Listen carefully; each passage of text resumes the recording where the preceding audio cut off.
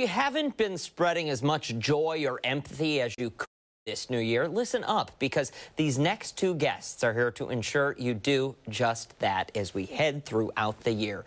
Here this morning to talk about how you can bring empathy to joy is America's Joy Magnet. We all know her, Sherry Elise, and author and empathy activist, Rob. Rob, help me out with your last name. I don't want to get it wrong. Oh, thank you. It's Volpe. Volpe. Rob Volpe. Thank you both so much for waking up with us this morning. Really appreciate your time. Good morning. It's great to be waking up with you. Absolutely. So, Sherry, kick us off here. How can having more empathy bridge that gap in joy? Well, I'm going to let Rob, the expert, speak specifically on that. But I will tell you, though, that having empathy in a relationship, it's the cornerstone of a good relationship. And we know from our research at the Art and Science of Joy that a sense of belonging is something that impacts joy. And so when we have a good relationship with other people, we feel that sense of belonging, and that can definitely impact our joy. A good empathic relationship. Let's bring Rob into this conversation then. Rob, talk to us about bridging that gap and building more joy by offering more empathy. Yeah, absolutely. There's an empathy crisis that's been going on in our country. I don't think you have to look very hard to see that.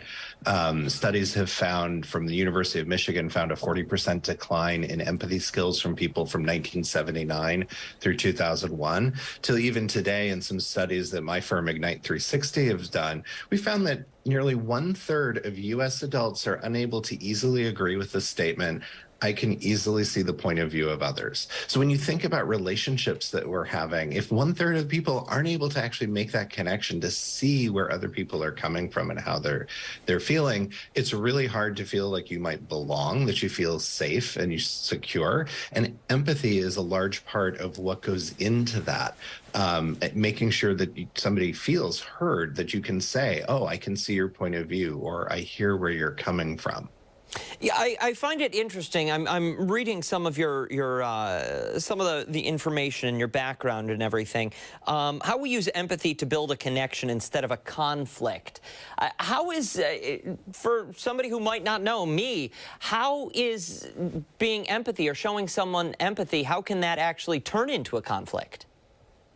So empathy is actually the secret ingredient that empowers or fuels all the skills that we need and use to be the people that we are or that we hope to become. Oh. So if you're using empathy, if you're establishing empathy, you're going to be a better communicator. You're going to collaborate better. You're going to be able to solve problems, make decisions.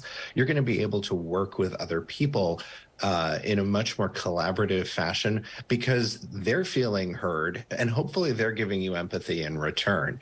And it's having that understanding of where the other person is coming from that can allow you to find that common ground and that starting place. And this plays out from all the issues that face us, whether it's gun control and some of the hot political topics, to like favorite flavor of ice cream and trying to determine what ice cream we might go have if we went out for a treat later.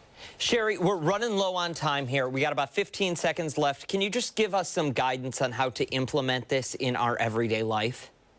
Absolutely. We invite you to come over to the Year of Joy, which is at the Art and Science of Joy. Rob is going to be sharing an entire workshop next week all about empathy.